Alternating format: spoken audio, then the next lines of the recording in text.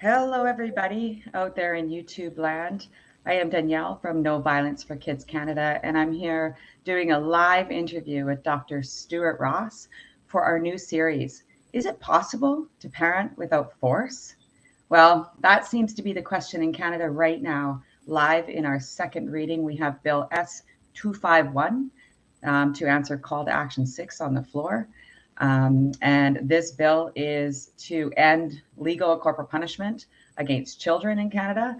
Over 60 other countries in the world have finally successfully banned corporal punishment, and Canada is way far behind.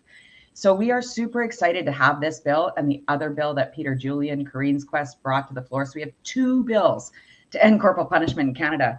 It's time we get talking about it. So one of the things that we're doing is we are raising public awareness and creating all kinds of conversations about whether or not corporal punishment is good for kids.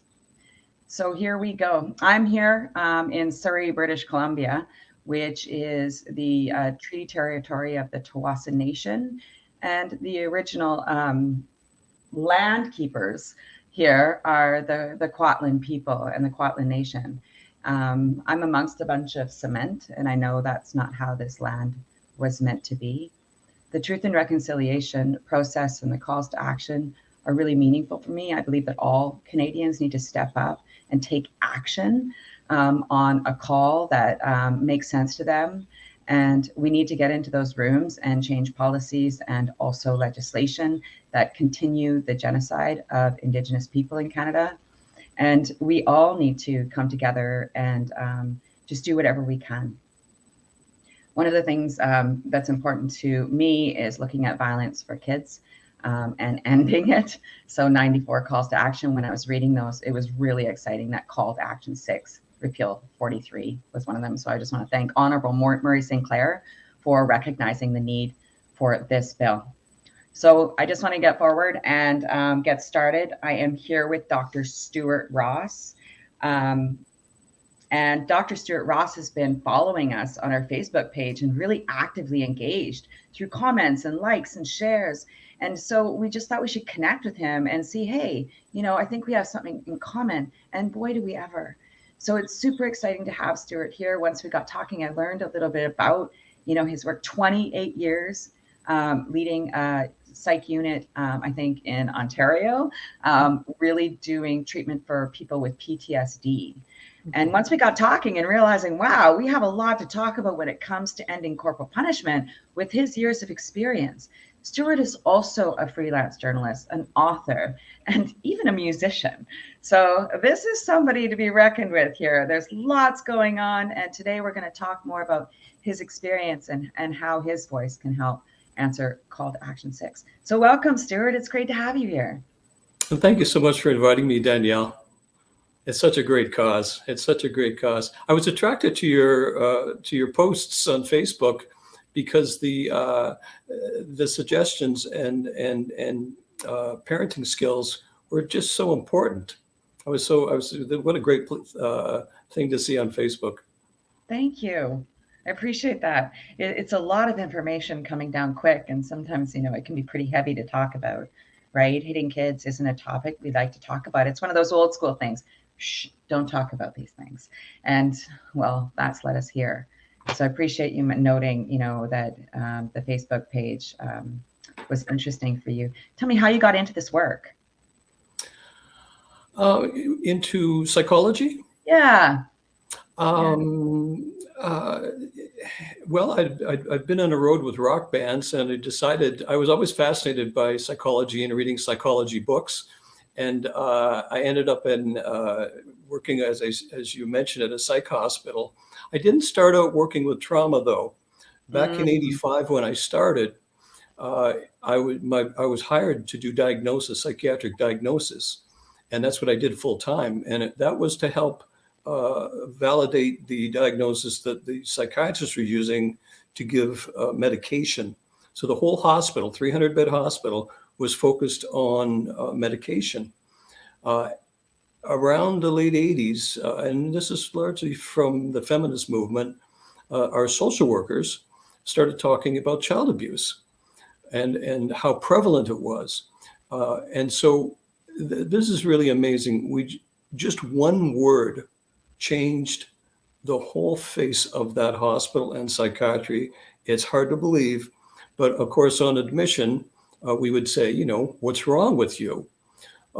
And which is not only pejorative, but blames the patient for the issue.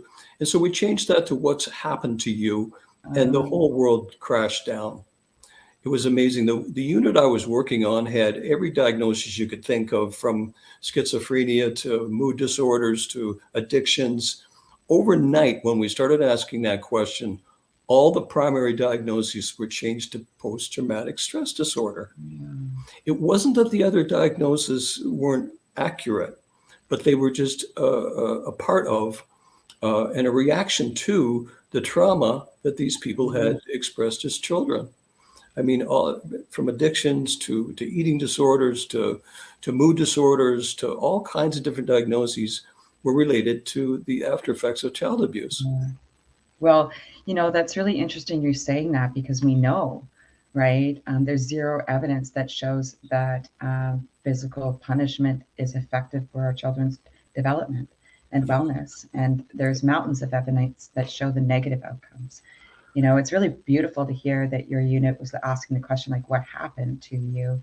And I hear you connecting the idea to, depression and anxiety and substance use. Those were, I guess, ways of self-medicating. Yeah.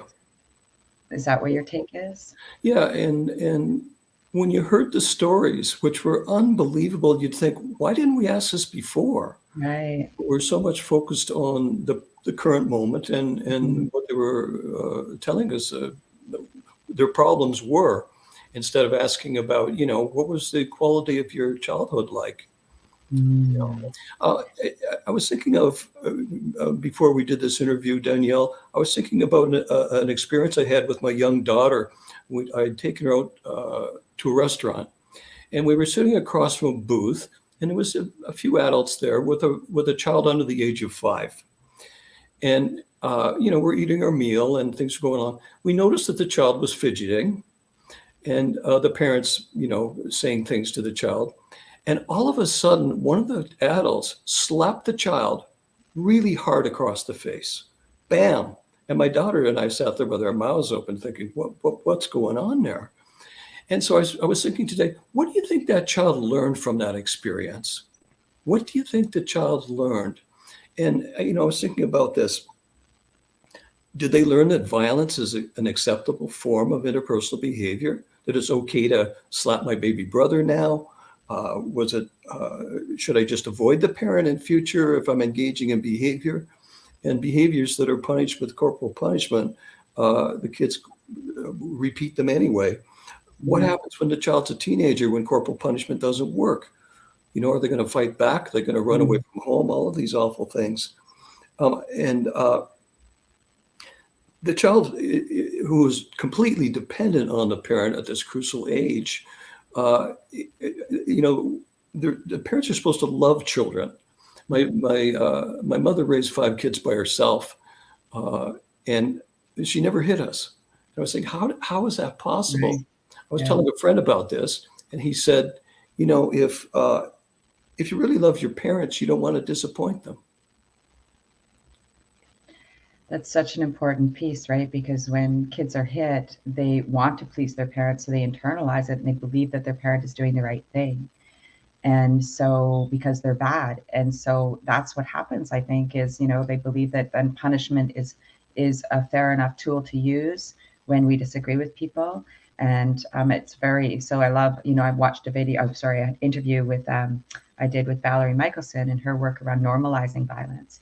And when kids are hit, it becomes normal for them to experience violence in all forms, not just receiving it, but giving it. And the research also does show now that children who experience violent discipline are more likely to be involved in domestic or intimate partner violence. So, I mean, this is a pervasive problem in society. And we can really do a lot of good by making sure there's a law that bans corporal punishment so that we can get support for the parent that you're talking about in the cafe. People, we have to do a lot to hold compassion. When we see that, it's easy to also feel angry, and seeds of violence could settle in us. Mhm. And recognizing that ultimately what we're trying to do is to, keep kids safe. And that means all of us have to show compassion, and even for the parents that are really struggling. And that's the hard lens to take. But to me, that's what justice is about. Mhm. Danielle, many of this interview has got me really thinking about parenting. Many years ago, I was involved in as a media outreach for our psychological association, and so I'd get phone calls from newspapers and radio shows. And I was on this radio show a long time ago. I was just starting out, and the question on the show was, it was a talk show: is spanking okay? Is it effective? And so I did some research before I went on the show, and the research at that time was conclusive. No, spanking is ineffective.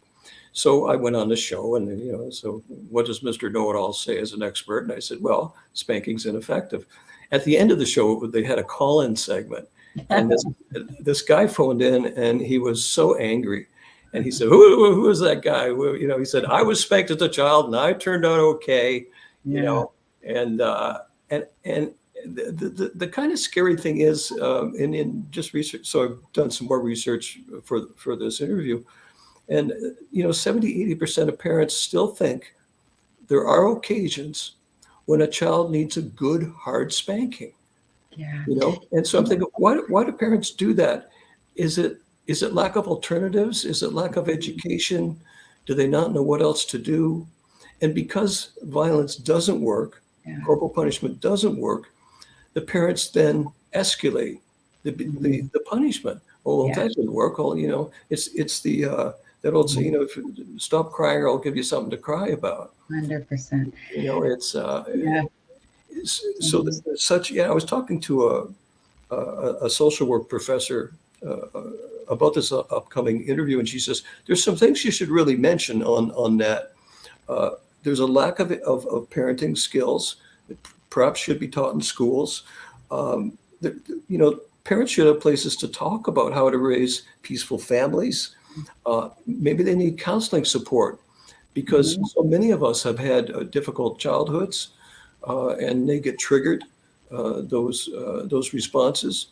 Access to daycare, child assistance Yeah. would be very helpful. And not to shame parents for not knowing better, but the parents themselves might be uh, they might be ignoring the context of their own childhood, the Mhm. context of our environment. That Mhm. uh, unfortunately, I mean, the United Nations a number of years ago said that that using corporal punishment with children is legalized violence. Mhm. They said this should be eliminated and outlawed. So the knowledge is there, but I really do feel that there's a lack of education.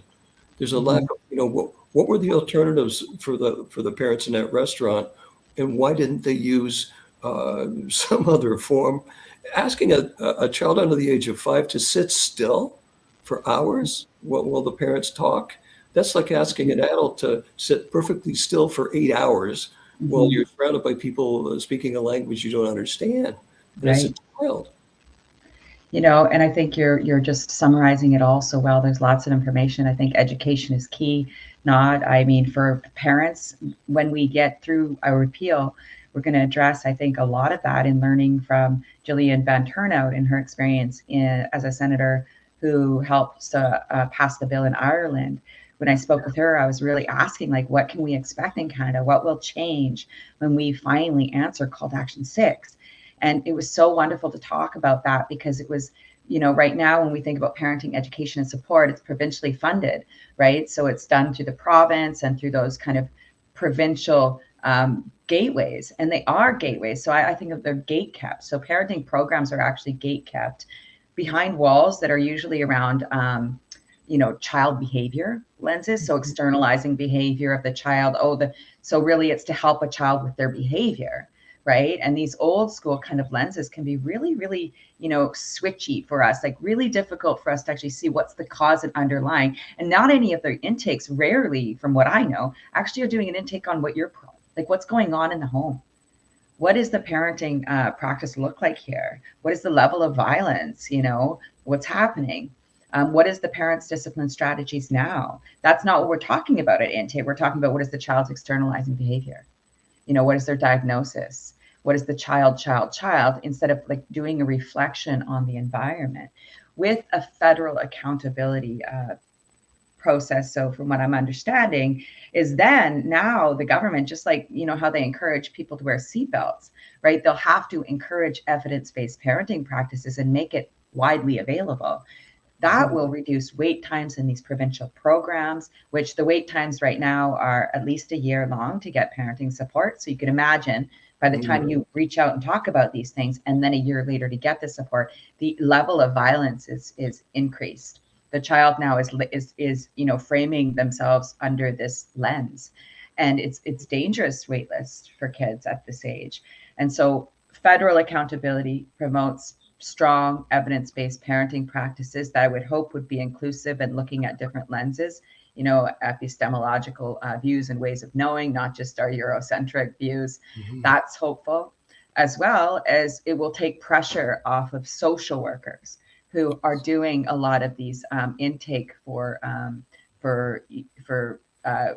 child abuse cases or protective cases. Because right now, the law is if you hit your kids within these legal realms, there's nothing that can be done. So these parents are not getting, the support that they could in a lot of cases.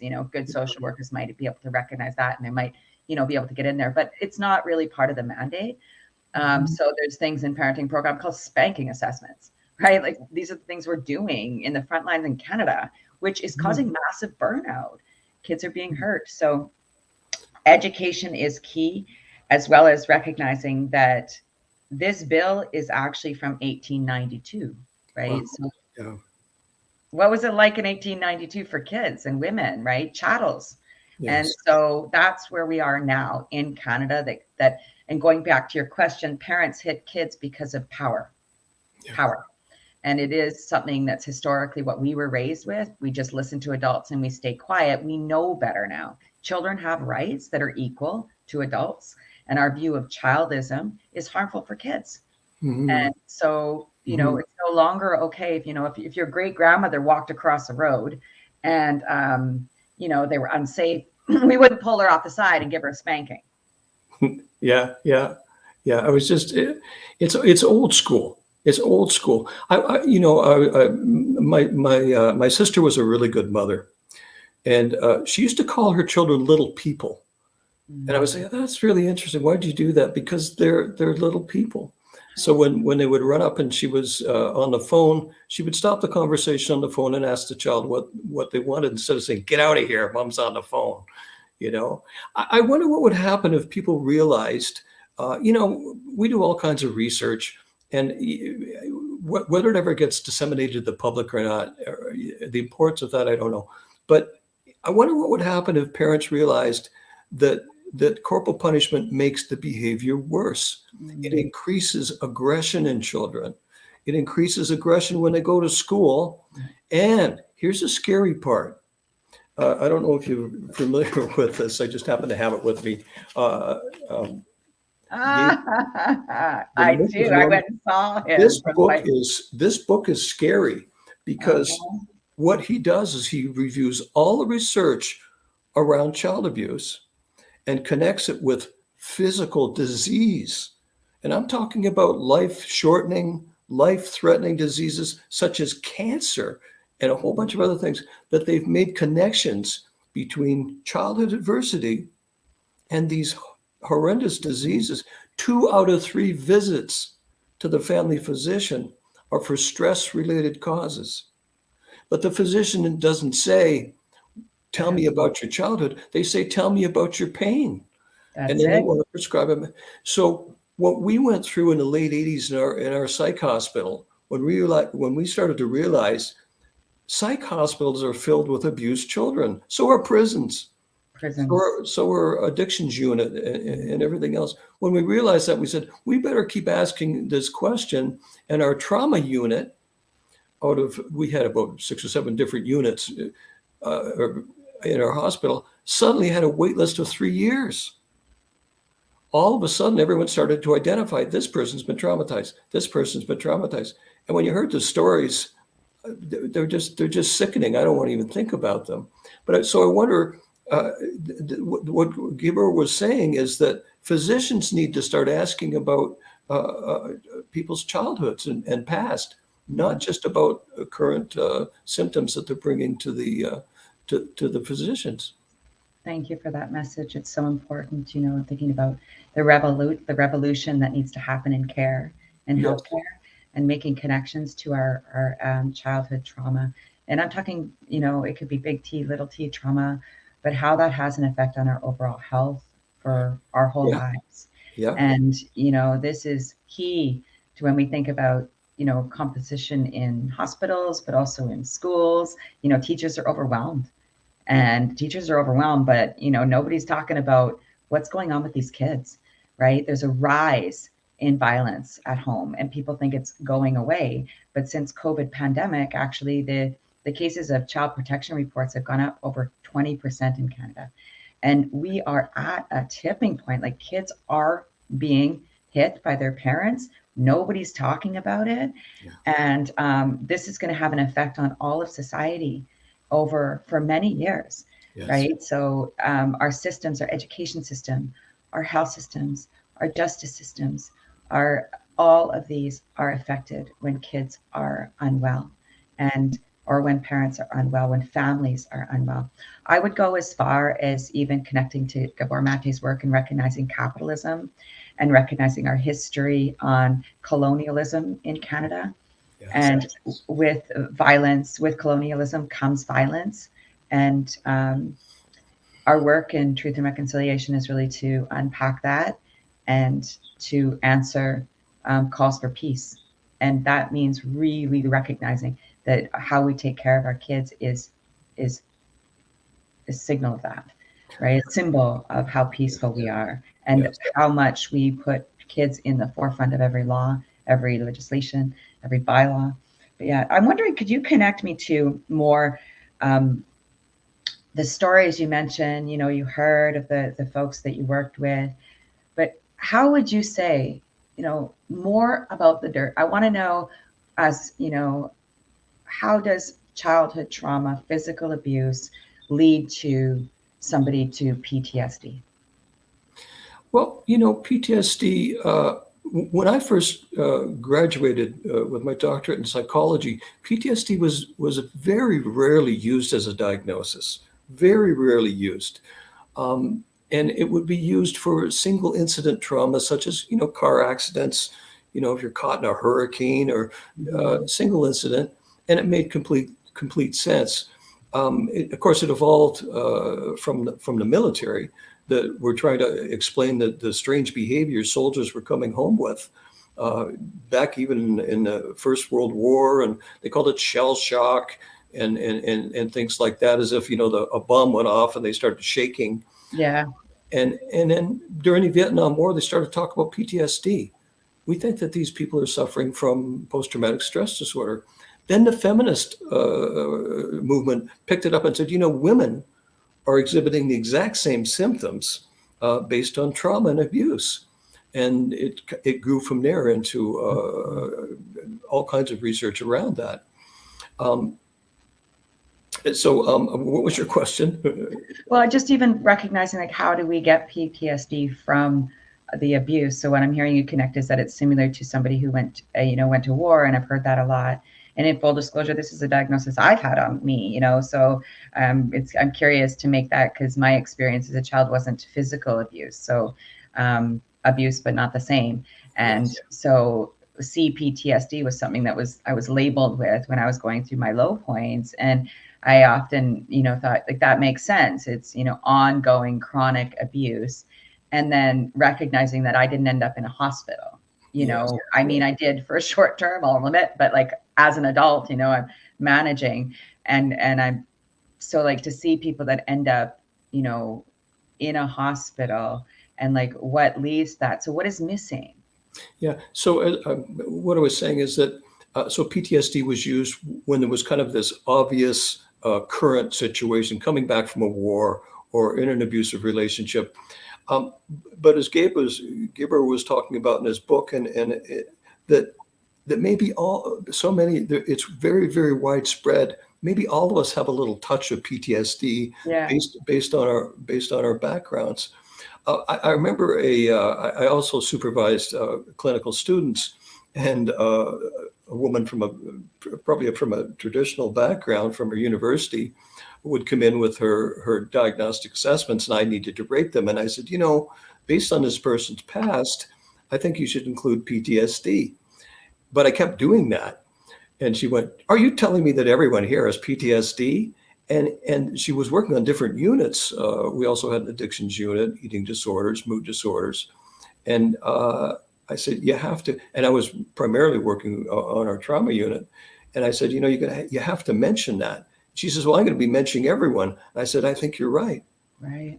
I was. Yeah. She wasn't making the connections between, as many people still do today, between childhood and current behavior. She wasn't Yeah. making that connection, and and often the patients wouldn't make that connection either. Hmm. I mean, sometimes trauma happens pre-verbally. Hmm. They wouldn't make that connection with Hmm. the. A very fascinating thing happened with a guy named Bessel van der Kolk, who's well known in the field of research. And he said this line many years ago: "The body keeps the score." So even if you don't remember any trauma, your body does. And Hmm. your body could get triggered with an ache or a pain or something. You'd go to and I've seen this in my own practice. I Yeah. also have a private practice I've had for years, where someone would come in with this physical ache or pain that wasn't going away. And so the doctor would say, "Well, maybe it's psychosomatic," which used to be and maybe still is, a derogatory term, that Hmm. something in their mind is setting this off. Uh, Hmm. and then, of course, when I did a clinical history, I'd find out maybe an association between that body ache and pain and something that happened to them as a child, that an association that they wouldn't make, their physician wouldn't have made. Yeah. And it's kind of hard to believe because it's invisible. Yeah. And I can really relate to that. And Bessel van der Kolk's work in The Body Keeps Score is actually a book that really helped me. And I was like, hold on, makes so much sense. That shaking feeling, that Yeah. rattling, that it was taking over at times, and I didn't recognize that I was being triggered. And, so knowing like how that's been with you your whole life, and Mhm. not recognizing that that's, my body that's reverberating and saying, go to safety, communicate, get help, and it puts you in a position of conflict really quickly, right? Because you become in a, like, how do I get out of this situation? And it doesn't have to be a situation that the other people wouldn't see it as traumatic, Mhm. right? Mhm. So that's created like, and I think that's important to recognize that when you have experiences with PTSD, that it's not something that you just that comes up and you're like, oh, this is my PT. It comes at you physically. And Yeah. so that's really something important to recognize, because I think a lot of people are like, oh, I was spanked and I'm okay. But then recognizing what the research shows is so true, right? Child abuse leads to dysregulation, and dysregulation is a physical experience, Yes. and that leads to conflict. And so knowing how we go out in the world and assume conflict or start conflicts, right, is really our triggers, right? It's really our sense of self and safety. Mhm. I think that's interesting to think about the history and how, the feminist movement spoke up and said, hey, we're experiencing this because of abuse, Yes. right? Yeah. It is fascinating. Yeah. Can you tell me more about, so overall, let's summarize this. What is your thoughts? I mean, you mentioned your sister, and that was really sweet to, she's a wonderful parent. She called her kids little people. Are her kids okay? Is it possible to parent without force, Dr. Ross? Yeah, yes, it is. But there's also influences in the culture. There's things outside that can happen to children outside the home that could be seen as traumatic. And back to your question about PTSD, it's on a continuum. Mhm. So there's really extreme cases of PTSD that we would see, even to the point where someone could be labeled psychotic. We had a Mhm. woman who was labeled psychotic. She came onto our unit, and staff were saying, she should be in our schizophrenic unit. This Oh. person's totally out of it. She was on. The other thing is, people would come in. You'd think they may be on a medication such as a mood stabilizer. People would come in with a basket full of medications that physicians were trying to treat. I mean, they might be on 12 Mhm. medications. So this particular woman I'm thinking of, before she was sent away, and this, she would have been backwarded in our hospital. She would just be sent onto a unit and maybe forgotten about. Uh, and so we had a psychiatrist who was very, very compassionate. He said, let's take all the medications away and see what we got. Within about a week, the woman's eyes were bright. She was fully cognizant. We could talk to her. And of course, she described a horrendous history of child abuse. And she could have just been forgotten about Mhm. in the entire system had it not been for that Mhm. psychiatrist taking a chance. Mhm. Um, That's important to think about too, because if we look at, the over medicalization of children who are crying out, with the level of rise of ADHD and ODD and, opposition, like there's a DMDD, there's all these acronyms, of behavioral disorders that are really, truly, children that are struggling. And from my experience, I see these children as calling out for help and saying, hey, we need to be more at peace in our home, in our world.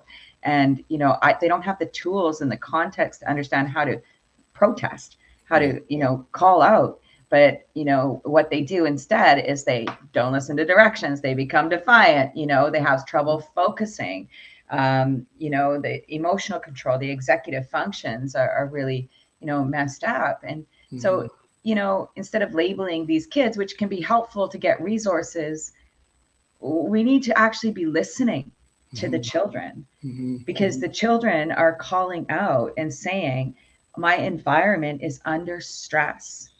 So the Yes. systems around families are making it difficult for parents to parent well. Gabor Mate has a phrase that I really appreciate. He calls it proximal separation. So Mhm. parents are so busy, right? We need two jobs. Mhm. We're all attention is everywhere. There's competition in parenting. There's the resources on like how to parent well, coming from books at chapters to online groups to, in-laws to everyone, and recognizing this is all part of our kind of society right now. Mhm. And the philosophical and political framework of parenting itself is really, really difficult to do it well because our attention is being stolen. And I think it's important to think about, how can we listen to these kids? How can we give voice to children?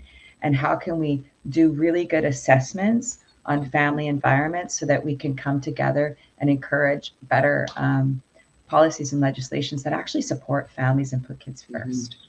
I was thinking the same thing in the book, that book, Secrets of Psychotherapy, that I wrote. At the very end of it, I was thinking, well, what is needed? The book talks a lot about Yeah. psychotherapy and what it is, et cetera, et cetera.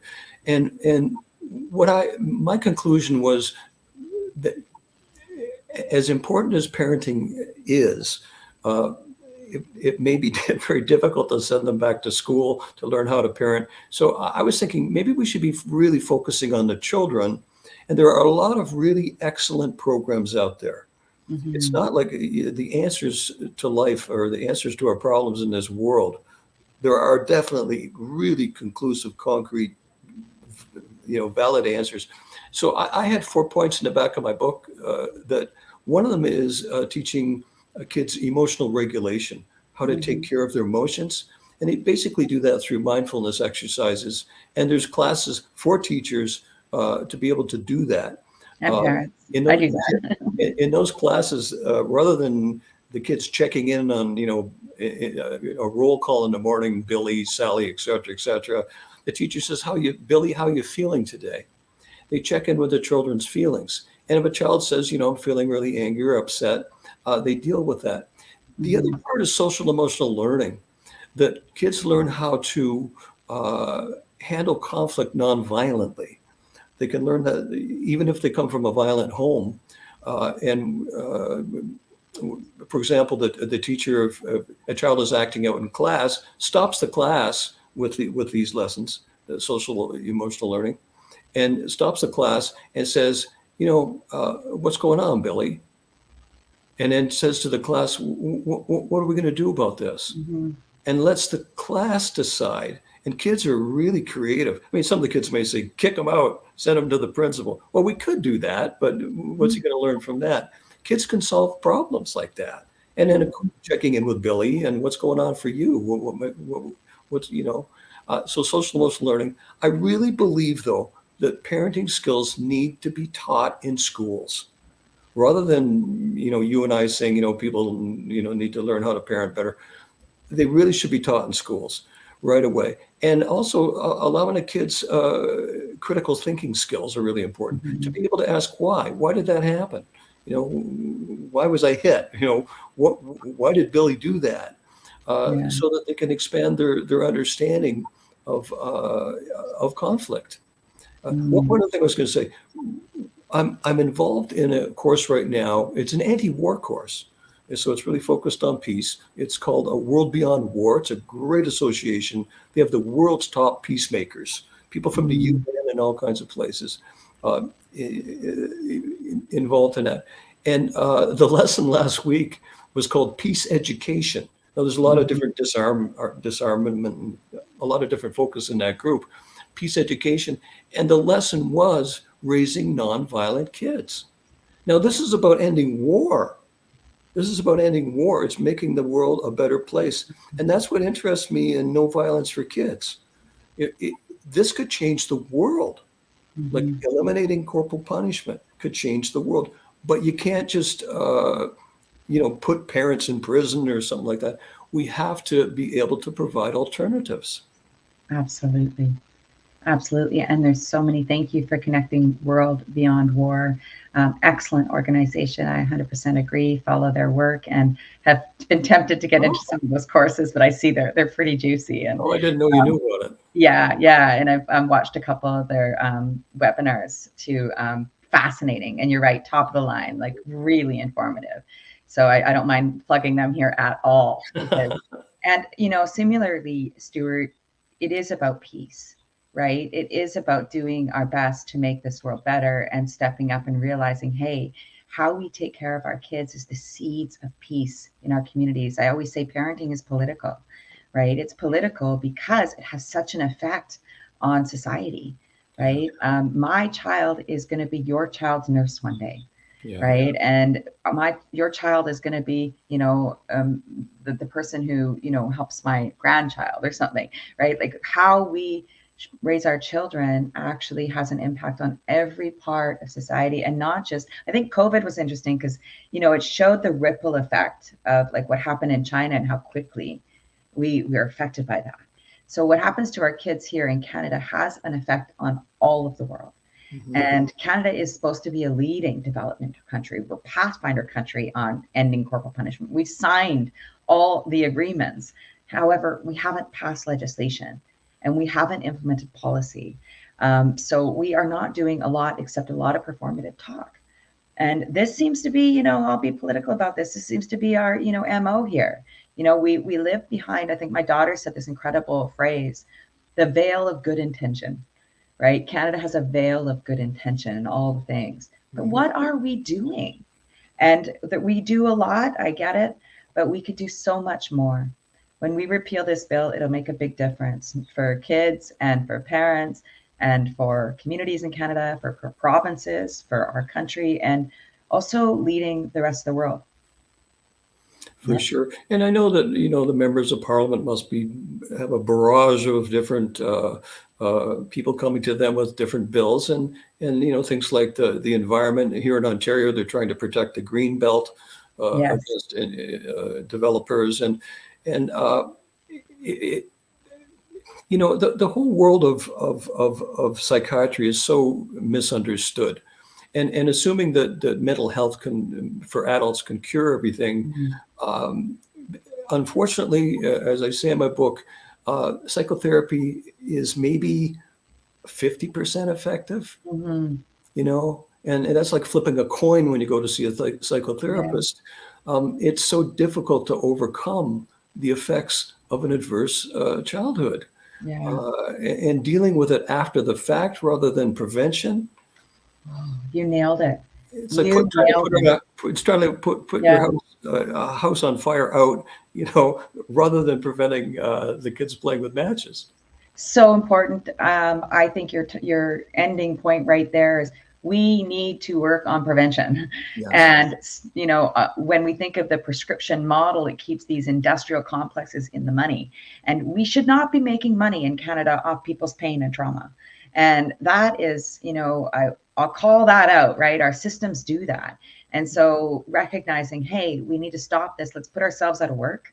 As a clinician myself who does parenting interventions, I don't want to be doing this anymore. I want parents to have support that's accessible to them and have place to practice this work, healthy parenting practices and role play and do all of those things in their communities.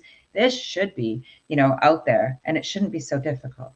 So yeah, we need to work on prevention, and our legislation needs to get there. And I think that's such an important point. Thank you so much. So just to reiterate again, your new book is, tell us about the book. Okay. Beforehand, while you're talking, you might have saw me smiling there, but I used to tell the patients in the hospital, if we all lived in a world where we had really supportive, caring, of course, educated parents, I wouldn't have become a psychologist. I could have been teaching surfing in Maui. My book. There it is. Okay. There it is.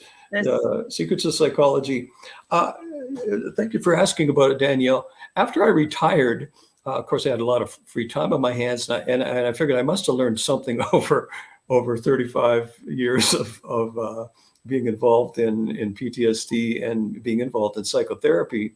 And so I did some research to, where I've been educated so many years ago. I wonder where it's at now.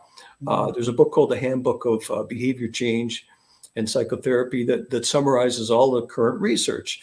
It's a huge, big book that goes over all the research that's been done in the last 20 years and the effectiveness of psychotherapy. Well, today there's 500 different kinds of psychotherapy, at least. You could go to a different therapist every day. So what is the consumer to do? So I thought I would educate consumers of psychotherapy. What's it all about? Why is there all these different methods? How effective is psychotherapy? The latest, talking about the latest forms of psychotherapy, which are incorporating, interestingly, 2,500-year-old methods from Buddhists, such as mindfulness is becoming part of psychotherapy, and other Eastern combinations with what we're doing. And again, I talked about, is it possible to have a world without psychotherapy?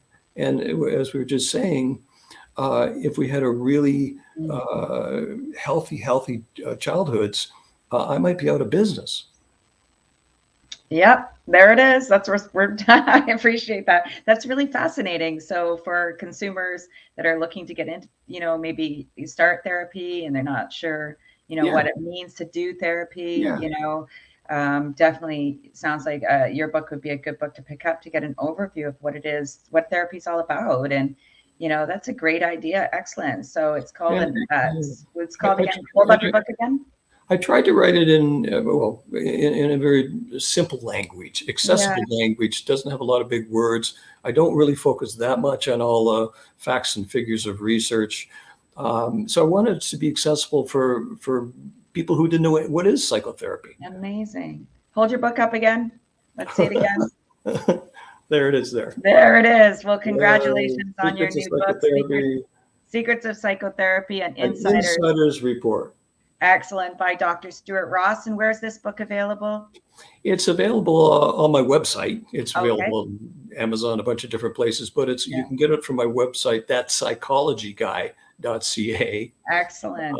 It's got that and a number of other books that I've written. There it is on the bottom of our screen. You can see it there. That's psychologyguy.ca. You can visit Stuart and get his book on his website. He also is doing some workshops, I see. You could also read a bit about his bio, and you can also reach out to him, connect with him through that psychologyguy.ca. Well, I want to thank everybody who has tuned in today, and also please do comment in the comment box. Please subscribe to our channel if you're interested in learning more. This is just the first video of our series where we're going to be talking about, is it possible to parent without force? My next interview will be Dr. Grief from Australia, who's been publishing lots and lots of research around corporal punishment. We're excited to have a conversation with Canada and Australia on banning corporal punishment. Both countries are falling far behind on taking care of kids. So yeah, please like, comment, subscribe to our channel, and check us out on Facebook. So come to Facebook, join in on the action, No Violence for Kids Canada. And of course, as much noise as you can make with us there, share, like, comment, invite your friends to our page. And if you're interested in, or you have an idea of raising public awareness for Call Action 6, repeal Section 43, please reach out to me. You can find me here on this channel, on our Facebook channel, or even on Twitter as Pickled Tinker. I'm the one that's yelling a lot about corporal punishment and trying to get the noise out there. Anyway, thank you everybody for being here. And thank you so much, Dr. Ross, and have a great day. Thank you.